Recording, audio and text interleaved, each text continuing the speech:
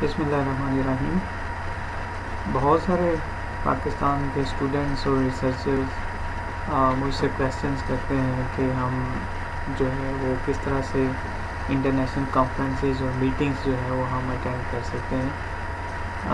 उनको individually guide करना तो चूँकि बहुत मुश्किल है, तो इसलिए मैंने सोचा कि एक छोटी सी वीडियो बना दी जाए ताकि इसको लोग रेफरेंस के तौर पे इस्तेमाल कर सकें।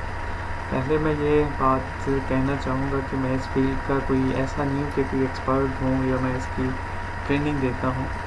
मैं अपने एक्सपीरियंसेस जो अभी तक मुझे हुए हैं उसके हवाले से मैं कुछ बातें शेयर करना चाहूँगा। हो सकता है तो बहुत सारे लोगों के लिए वो हेल्पफुल हो। तो सबसे पहली बात ये है कि हमें क्यों जो है वो इंटरनेशनल मीटिंग्स या कॉन्फ्रेंसेस या वर्कशॉप्स हमें अटेंड करनी चाहिए। क्या हमें जाना चाहिए, नहीं जाना चाहिए। तो मैं इसकी हमेशा बहुत फेवर करता हूँ कि हमारे रिसर्चर्स को जो है वो इंटरनेशनल मीटिंग्स पे जाना चाहिए, कॉन्फ्रेंसेस पे जाना चाहिए।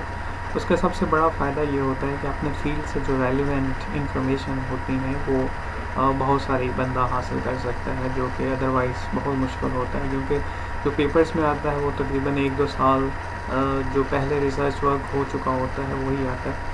और कॉन्फ्रेंसेस में लोग अप टू डेट इंफॉर्मेशन जो है वो प्रेजेंट करते हैं कि उनकी लैब में क्या हुआ, कैसे हो रहा है। और दूसरा इसका जो सबसे बड़ा फ़ायदा है वो ये है कि इससे नेटवर्किंग आपकी डेवलप होती है, आपके कनेक्शन जो हैं वो बड़े अच्छे बनते हैं। बहुत सारे प्रोफेसर से आप मिलते हैं, उनसे डिस्कशन करते हैं और उससे आप बहुत कुछ जो है वो गेन करते हैं। तो इसमें यह है कि आपकी नॉलेज में इजाफा होता है, आपकी नेटवर्किंग बढ़ती है।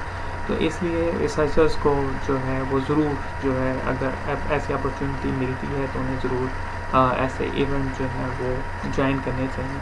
अब कैसे ज्वाइन करने चाहिए, इसमें ये है कि इवेंट्स आप जिस तरह से मैं बता रहा हूँ कि मीटिंग्स होती हैं, मीटिंग्स की जो नोयत होती है वो मुख्तलिफ होती है। कॉन्फ्रेंसेस जो होती हैं, सेमिनार जो होते हैं, वर्कशॉप जो होती हैं, ट्रेनिंग्स जो होती हैं, समर स्कूल जो होते हैं, तो हर एक डिफरेंट कैटेगरीज है। तो लेकिन मैं एक जनरल बात करूँगा कि किस तरह से इसमें पार्टिसिपेट किया जाता है। सबसे पहली बात यह है कि इंफॉर्मेशन जो है ऐसे इवेंट्स के हमें कहाँ से मिलें, तो ये बहुत इम्पोर्टेंट है। इस हवाले से भी ये है कि हम जैसे हमने national academy of young scientist बनाई और उसका एक मकसद ये था कि हम जो दुनिया में इवेंट्स हो रहे हैं, जो मुख्तलिफ कॉन्फ्रेंसेस हो रही हैं, होने वाली हैं, उनकी इंफॉर्मेशन शेयर करें। तो उसके लिए हमारी जो ई बुलेटिन की टीम है वो वीकली कोशिश करती है कि जो इंटरनेशनल इवेंट्स हो रहे हैं, यूरोप में हो रहा है, अमेरिका में हो रहे हैं, एशियन कंट्रीज़ में या अफ्रीका में हो रहे हैं, कहीं पे भी हो रहे हैं, तो वो इन्फॉर्मेशन कलेक्ट करते हैं, उनकी डेट्स जो होती हैं वो भी साथ बताते हैं और वो सारे मेंबर्स को हम शेयर कर देते हैं। This is one way. इसके अलावा अगर आपने सब्सक्राइब किया और है नेचर के जर्नल्स को या साइंस के जर्नल्स को, तो उनके साथ साथ जो मुख्तलिफ इवेंट्स जो हैं उनकी डिटेल भी आ रही होती हैं कि ये इवेंट यहाँ पे हो रहा है और ये इवेंट वहाँ पे हो रहा है। तो वहाँ से भी आपको इन्फॉर्मेशन, फिर आपके कोलीग्स जो हैं मुख्तलिफ कंट्रीज़ में, जैसे मेरे कोलीग्स फॉर एग्जांपल यूरोप में जो हैं या एशियन कंट्रीज़ में हैं, वो मुझे अपडेट करते रहते हैं कि ये इवेंट्स हो रहे रहते हैं। तो वो मैं भी शेयर कर देता हूँ अपनी वाल पे या नेज़ के नेटवर्क पे, अपने ग्रुप पे, अपने पेज पे, वहाँ पे हम शेयर कर देते हैं। इस तरह से हम, बल्कि मैं रिक्वेस्ट भी करूँगा कि ऐसे पाकिस्तानी रिसर्चर्स जो मुख्तलिफ दुनिया की लेबॉरेटरीज़ में काम करें, मुख्तलिफ रिसर्च इंस्टीट्यूट में वर्क करें, अगर वहाँ पे कुछ इवेंट हो रहा है जिसमें पाकिस्तानी रिसर्चर्स पार्टिसिपेट कर सकते हैं तो वो ज़रूर शेयर किया करें ताकि मैक्सिमम लोग जो हैं वो पाकिस्तान से पार्टिसिपेट कर सकें। अब इस तरह से आप इंफॉर्मेशन ले सकते हैं। नॉर्मली ये होता है कि आपको काफ़ी महीने पहले जो है वो अप्लाई करना होता है। इसमें ये होता है कि उसकी एडवर्टाइजमेंट आ जाती है, उसके लिए आप रजिस्टर हो जाते हैं। अब इसमें जो है थोड़ा फ़र्क होता है। कुछ जो होते हैं इवेंट्स, उनकी रजिस्ट्रेशन जो होती है वो फ्री होती है, फ्रीली रजिस्टर हो सकते हैं। लेकिन कुछ ऐसे इवेंट्स होते हैं जिसके आपको रजिस्ट्रेशन जो है वो पे करना होती है। अब इसमें भी आपने देखना होता है कि क्या आपको फ्यूचर में फ़ंड्स मिल जाएंगे अगर आप रजिस्ट्रेशन पे करते हैं या नहीं मिलेंगे, तो ये थोड़ी सी रिस्की होती है। उसमें ये है कि आप जिस तरह से मैं बता रहा था कि 3 महीने पहले जो है या 4 महीने पहले आप जो है वो रजिस्टर होते हैं। रजिस्टर होने के लिए इसमें 3 तरह की कैटेगरीज होती हैं। एक ये है कि क्या आप पार्टिसिपेट करना चाहते हैं, जैसे वर्कशॉप अगर कोई हो रही है, समर स्कूल हो रहा है या इस तरह के कोई इवेंट रेलिवेंट है, तो ट्रेनिंग हो रही है, तो उसमें आप participate as a participant join कर सकते हैं। बाकी इवेंट्स में भी एज ए पार्टिसिपेंट ज्वाइन कर सकते हैं, लेकिन वो एक रेयरली होता है कि आप किसी इंटरनेशनल कॉन्फ्रेंस में जाएं और जस्ट एज ए पार्टिसिपेंट हो, आप कोई चीज़ उसमें प्रेजेंट ना कर रहे हैं। जो आप मुख्तलिफ़ कॉन्फ्रेंसेस में जाते हैं या मीटिंग्स में जाते हैं तो उसमें जो होता है आपको प्रेजेंटेशन देना होती है। वो प्रेजेंटेशन दो तरह की होती है, ओरल प्रेजेंटेशन होती है, पोस्टर प्रेजेंटेशन होती है। नॉर्मली जब हम कोई भी किसी भी इवेंट के लिए, इंटरनेशनल इवेंट के लिए एब्स्ट्रैक्ट जो है वो अपना सबमिट करते हैं तो वो एक्सेप्ट, नॉर्मली मैंने देखा है कि जितने इवेंट्स में मैंने आज तक एब्स्ट्रैक्ट भेजा है वो हमेशा से एक्सेप्ट कर लिया जाता है। उसमें दो कैटेगरीज होती हैं कि आप ओरल प्रेजेंटेशन देना चाहेंगे या पोस्टर प्रेजेंटेशन देना चाहेंगे। जो भी आपकी कैटेगरी हो उसमें प्रीफरेंस जो होती है वो ओरल प्रेजेंटेशन को होती है कि ओरल प्रेजेंटेशन अगर आप दे रहे हैं तो उसमें आपके फंडिंग के चांसेस ज़्यादा होते हैं as compare to poster presentation. तो इसमें आपने कैटेगरीज़ का देखना होता है, आपकी प्रेफरेंस जो होती है वो आप, उसमें भी ये है कि जो बहुत बड़े इवेंट्स होते हैं तो उसमें जो ओरल प्रेजेंटेशन है वो इंतहाई कम्पेटिटिव होती है। आपने अगर इंतहाई जो है वो कम्पेटिटिव वर्क किया हुआ है तो उसमें आपके चांसेस होते हैं कि आप उसकी जो है वो ओरल प्रेजेंटेशन दे सकें। नॉर्मली ये होता है कि आप पोस्टर प्रेजेंटेशन ही देते हैं। तो आपने सबसे पहले ये करना होता है, आप रजिस्टर होते हैं और अपना एब्स्ट्रैक्ट जो है वो सबमिट कर देते हैं। उसके बाद वो जो ऑर्गेनाइजर्स होते हैं वो ही डिसाइड करते हैं कि आप ओरल प्रेजेंटेशन देंगे या पोस्टर प्रेजेंटेशन देंगे। उसके बाद अगर फॉर एग्ज़ाम्पल आपका एब्स्ट्रैक्ट जो है वो एक्सेप्ट हो जाता है, जी आप ओरल प्रेजेंटेशन दे रहे हैं या पोस्टर प्रेजेंटेशन दे रहे होते हैं, नेक्स्ट जो होती है, जो सबसे अहम चीज़ है वो है फंडिंग, कि आप फंडिंग कहाँ से लेंगे। अब ये जो मुख्तलिफ इवेंट्स हो रहे होते हैं, मीटिंग्स हो रही होती हैं, वर्कशॉप्स हो रही होती हैं, ट्रेनिंग्स हो रही होती हैं, तो उसमें जो ट्रेनिंग्स हैं, जो वर्कशॉप्स जो होती हैं या मीटिंग्स जो होती हैं, ये यूजुअली फंडेड होती हैं। इसमें जितने भी पार्टिसिपेंट्स होते हैं उनको वो ट्रैवल और अकोमोडेशन और फूड का जो है वो उसकी फंडिंग अवेलेबल होती है। जब आप अप्लाई करते हैं, आपने मोटिवेशन शो करते हैं कि you are working in this area, आप इस चीज़ की ट्रेनिंग की ज़रूरत है, तो नॉर्मली वो आपको एक्सेप्ट कर लेते हैं और आपको जो आपकी जो भी इसमें फंडिंग रिक्वायर्ड होती है वो प्रोवाइड करते हैं।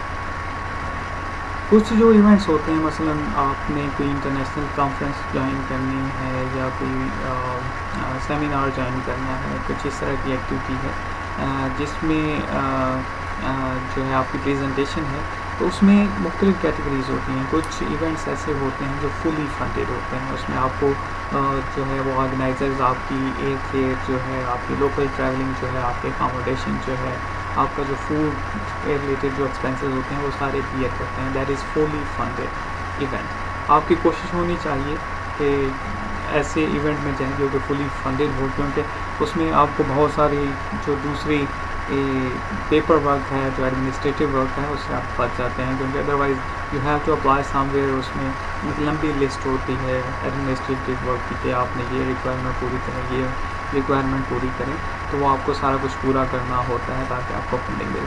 कोशिश ये होनी चाहिए कि वो इवेंट आप ज्वाइन करें जिसमें आपको फंडिंग मिले। मैंने अभी तक जितने इवेंट्स ज्वाइन किए हैं उसमें मेजॉरिटी, आई थिंक 90+ जो इवेंट्स हैं वो फुली फंडेड थे या partially close to fully funded थे। अगर फुली फंडेड नहीं है, दूसरी कैटेगरी उसमें ये होती है कि वो पार्शियल फंडिंग मिलती है। मसलन आपको वो रजिस्ट्रेशन फ़ी वेवर कर देते हैं, आपको फूड का या अकोमोडेशन का जो एक्सपेंसेस है वो बियर कर लेते हैं, लेकिन आपको अपना एयर फेयर जो है वो खुद से मैनेज करना होता है। ये एक अलग से कैटेगरी है। कुछ ऐसे इवेंट्स होते हैं जो कि बड़े फेमस किस्म के इवेंट्स हैं, मेगा इवेंट्स टाइप जो होते हैं, तो उसके लिए जो फंडिंग है वो नहीं होती। उसमें आपको रजिस्ट्रेशन भी पे करनी होती है, आपने जितनी आपके एक्सपेंसेस हैं वो आपको खुद से बियर करने होते हैं। तो ये डिफरेंट टाइप्स हैं, आपने अकॉर्डिंगली देखना होता है। सबसे पहले आपने सारी चीज़ें देख लेना होती हैं कि इसमें ये क्या इवेंट जो है, ये इसकी नौइयत क्या है, ये ट्रेनिंग है, वर्कशॉप है, ये कॉन्फ्रेंस है, ये कोई सेमिनार है या क्या है, तो वो पहले देखना है। फिर आपने ये देखना है कि उसमें फ़ंडिंग की जो है वो किस तरह से है, क्या ये फुली फंडेड है, पार्शली फंडेड है, किस तरह की फंडेड है, उसके अकॉर्डिंगली आपको उसको चूज़ करना होता है। इसके अलावा अगर वहाँ से फंडिंग नहीं है तो समटाइम्स ये है कि आप अगर किसी अच्छी लैब में काम कर रहे हैं, आपके पास एक बड़ा प्रोजेक्ट है, तो आपके सुपरवाइज़र के पास पैसे होंगे, नॉर्मली वो भी आपको फंड कर देते हैं ऐसे इवेंट के जाने के, जिससे आपको काफ़ी सारा बेनिफिट होता है। इसके अलावा आप यूनिवर्सिटी के पास फंड्स होते हैं। यूनिवर्सिटी नॉर्मली जो लेक्चरर्स होते हैं या असिस्टेंट प्रोफेसर्स जो होते हैं, उनकी ट्रैवलिंग, उनकी जो उनको रिक्वायरमेंट होती है फंडिंग, वो प्रोवाइड करते हैं। नॉर्मली वो स्टूडेंट्स को नहीं देते। जो PhD लेवल के स्टूडेंट्स होते हैं उनके लिए पाकिस्तान साइंस फाउंडेशन एक सोर्स है या हायर एजुकेशन कमीशन एक सोर्स है।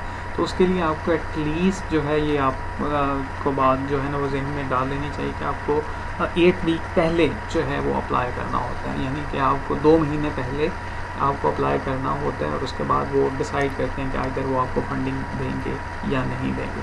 तो आपने ये है कि उसकी HEC की वेबसाइट पे जाइए, पाकिस्तान साइंस फाउंडेशन, वहाँ से फॉर्म डाउनलोड कीजिए, उनकी जो रिक्वायरमेंट है वो पूरी कीजिए और उसके साथ वो सबमिट कर दीजिए अगर आपको स्पॉन्सरशिप चाहिए होती है। जो से लाइक ग्रेजुएट लेवल के स्टूडेंट्स होते हैं या मास्टर लेवल के स्टूडेंट होते हैं, उनको नॉर्मली HEC और पाकिस्तान साइंस फाउंडेशन फंडिंग नहीं करता। उसके लिए उन्हें they have to search for some alternatives, लेकिन उसके लिए जो चांसेस होते हैं वो बहुत कम होते हैं as compare to graduate student और वो स्टूडेंट जिन्होंने जो है ओरल प्रेजेंटेशन देना होती है। इस तरह से देयर आर डिफरेंट वेज के जिस तरह से आप फ़ंड जो है वो कर लेते हैं और उसके बाद फिर आप जो है वीज़ा के लिए अप्लाई करते हैं। वीज़ा अप्लाई में भी आपको जो है कोशिश करनी चाहिए कि जितना जल्दी आप अप्लाई कर सकें। नॉर्मली US के लिए अराउंड 2 मंथ्स आपको देखना चाहिए। यूरोप के कंट्रीज़ के लिए नॉर्मली 1 महीना या इससे पहले आपको अप्लाई करना चाहिए, क्योंकि 1 महीना यूरोप के लिए तकरीबन लग जाता है, 2 महीने अमेरिका के लिए, कनाडा के लिए, ऑस्ट्रेलिया के लिए। तो ये वेरी करता है केस टू केस, लेकिन नॉर्मली आपको 1 to 2 मंथ्स का ज़रूर देखना चाहिए अगर आप यूरोपियन कंट्रीज। अफ्रीकन कंट्रीज़ के लिए नॉर्मली 1 वीक में आपको वीज़ा मिल जाता है। तो ये सारी चीज़ें भी आपने देखनी। उसके लिए ये होता है कि आपको एक्सेप्टेंस लेटर चाहिए होता है, एक वीज़ा काउंसलर के नाम लेटर चाहिए होता है। वीज़ा के हवाले से मैं ये बहुत लंबी हो रही है वीडियो, तो वीज़ा के हवाले से मैं इंशाल्लाह जो है कोशिश करूँगा कि आपको कुछ टिप्स दूँ कि आप किस तरह से अपना चांस बढ़ा सकते हैं वीज़ा हासिल करने के लिए, और वीज़ा की जो रिक्वायरमेंट हैं वो किस तरह से पूरी करनी चाहिए। एक जो है वो बात मैं ज़रूर शेयर करना चाहूँगा कि वीज़ा की काफ़ी सारी रिक्वायरमेंट्स होती हैं, छोटी छोटी, लाइक आपने बहुत सारे लेटर्स चाहिए, आपके इंस्टीट्यूट्स की तरफ से चाहिए होता है, आपका बैंक स्टेटमेंट कभी वो मांग लेते हैं वो आपको प्रोवाइड करना होती है। तो ये सारी चीज़ें, आपको हेल्थ इंश्योरेंस समटाइम चाहिए होती है, आपको पहले से बुकिंग करवाना होती है होटल की, होस्ट कंट्री में आपको फ़्लाइट की बुकिंग चाहिए होती है। तो छोटी छोटी चीज़ें काफ़ी सारी, एक लंबी लिस्ट है जो आपको पूरी करनी होती है और आप इस तरह से वीज़ा के लिए अप्लाई कर देते हैं। आपको वीज़ा भी मिल गया, आपको अगर फंडिंग भी मिल गई, फिर आपने मीटिंग के लिए तैयारी करते हैं और मीटिंग अटेंड करने के लिए जाते हैं। और मेरे ख्याल में कैसे हमें मीटिंग अटेंड करनी चाहिए, उसमें किन किन चीज़ों पे फोकस रखना चाहिए, ऐसे आप चूँकि एक कंट्री को अपने को रिप्रेजेंट कर रहे होते हैं तो आप किस तरह से एक अच्छी तरीके से अपने कंट्री को रिप्रेजेंट कर सकते हैं, इस पे मेरे ख्याल में एक छोटी सी और मैं वीडियो एक छोटे से टिप्स के हवाले से मैं थोड़े से टिप्स दूंगा कि किस तरह से हमें पार्टिसिपेट, क्योंकि मैंने कुछ एक्सपीरियंस किया, like I have joined around close to 40 या 50 इंटरनेशनल इवेंट्स। तो उसमें जो मैंने अभी तक सीखा है कि आपको किस चीज़ों पे फोकस करना चाहिए, किस तरह से आप अपनी अंडरस्टैंडिंग बढ़ा सकते हैं, किस तरह से आप अपनी नेटवर्किंग बढ़ा सकते हैं, तो उस पर इंशाल्लाह मैं कोशिश करूँगा कि इसी दिन इस पर भी डिस्कशन करूँ।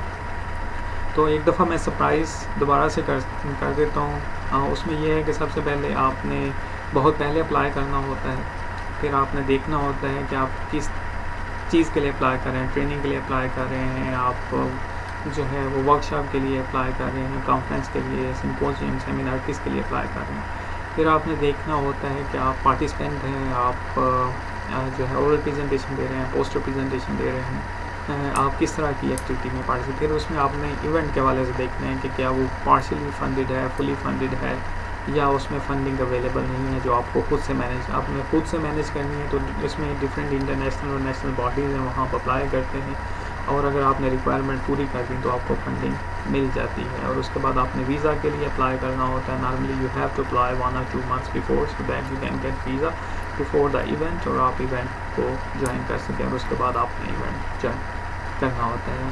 होपफुली ये आपको इन्फॉर्मेशन काफ़ी यूज़फुल रहेंगी। जैसे मैंने पहले बताया, मैं एक्सपर्ट नहीं हूँ इस फील्ड का, ये कुछ मेरे पर्सनल जो एक्सपीरियंसेस हैं उनको मैं शेयर कर रहा हूँ, और ये वेरी फर्स्ट वर्जन है जिसे आप कह रहे हैं फर्स्ट जनरेशन ऑफ वीडियो है। इंशाल्लाह हम सेकंड, थर्ड, फोर्थ और फिफ्थ जनरेशन में जाके इसको मज़ीद इम्प्रूव कर सकेंगे। अपना फ़ीडबैक ज़रूर दीजिए, ताकि और इसके अलावा मैं चाहूँगा कि आप मुख्तलिफ़ हवालों से जो क्वेश्चन हैं वो आप मुझे भेजते रहा करें, ताकि अकॉर्डिंगली उन क्वेश्चन के मैं आंसर जो है वो तलाश करूँ और आपको बता सकूँ। Thank you very much and very good luck.